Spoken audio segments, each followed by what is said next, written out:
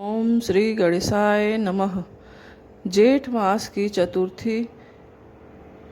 जेठ मास का व्रत 2026 में 5 मई को मनाया जाएगा। इसकी कथा इस प्रकार है। चलिए हम आगे कथा सुनते हैं। जेठ मास का व्रत कथा।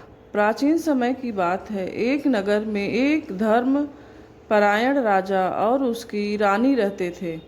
उनके राज्य में सुख शांति और समृद्धि थी, परंतु रानी को संतान सुख प्राप्त नहीं था। इस कारण वह हमेशा मन ही मन दुखी रहती थी। राजा ने कई यज्ञ, दान और पूजा करवाई, परंतु कोई फल नहीं मिला। एक दिन महल में एक वृद्ध साध्वी आई। रानी ने उनका आदर सत्कार किया और अपने मन का दुख बताया। साध्वी ने ध्यान लगाया और बोली, हे रानी, तुम जेठ मास की चतुर्थी का व्रत श्रद्धा और नियम से करो। इस व्रत के प्रभाव से तुम्हें संतान सुख अवश्य प्राप्त होंगे। रानी ने उसी समय से व्रत करने का संकल्प ले लिया। जेठ मास की चतुर्थी के दिन उन्होंने प्रातः स्नान किया, स्वच्छ वस्त्र धारण किए और भगवान गणेश जी की पूजा आरंभ की। उन्होंने दुर्वा, मोदक और फूल अर्पित किए तथा दूसरे दिन निराहार रहकर गणेश जी का स्मरण करती रही। दिन भर रानी ने मन, वचन और कर्म से शुद्धता बनाए रखी। शाम के समय उन्होंने चंद्रमा के दर्शन किए और विधि विधान से व्रत का पारण किया। इस प्रकार उन्होंने पूरे मन से व्रत संपन्न किया। कुछ ही समय बाद भगवान गणेश जी की कृपा से रानी गर्भवती हुई। पूरे राज्य में खुशी की लहर दौड़ गई। समय आने पर रानी ने एक सुंदर और स्वस्थ पुत्र को जन्म दिया।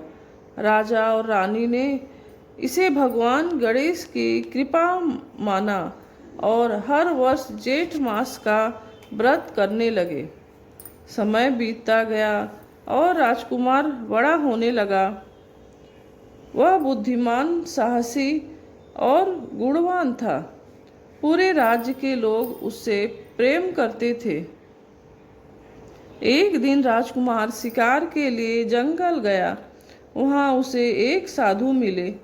उन्होंने उसे आशीर्वाद दिया और कहा, तुम्हारी माता के व्रत का फल है कि तुम्हें यह जीवन मिला है। सदैव धर्म के मार्ग पर चलना। राजकुमार ने उस दिन से अपने जीवन में सच्चाई, करुणा और धर्म को अपनाया। वह प्रजा का हित करने लगा और अपने माता पिता की सेवा में लगा रहा।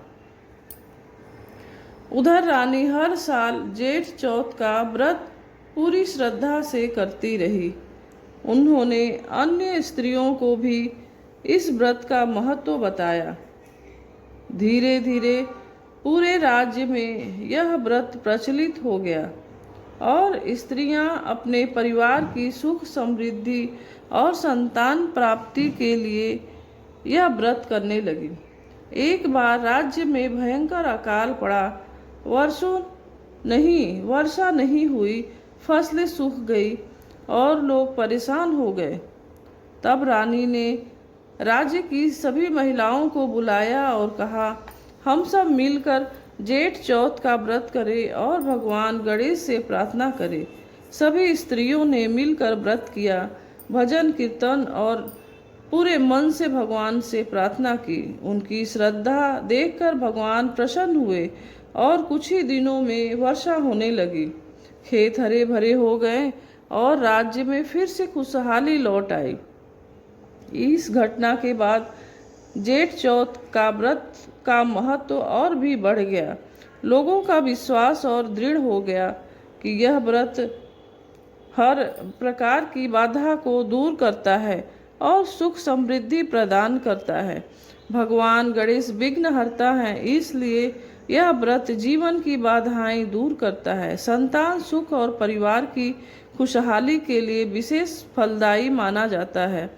मनोकामना पूर्ण करने वाला व्रत है। घर में शांति और सुख समृद्धि आती है।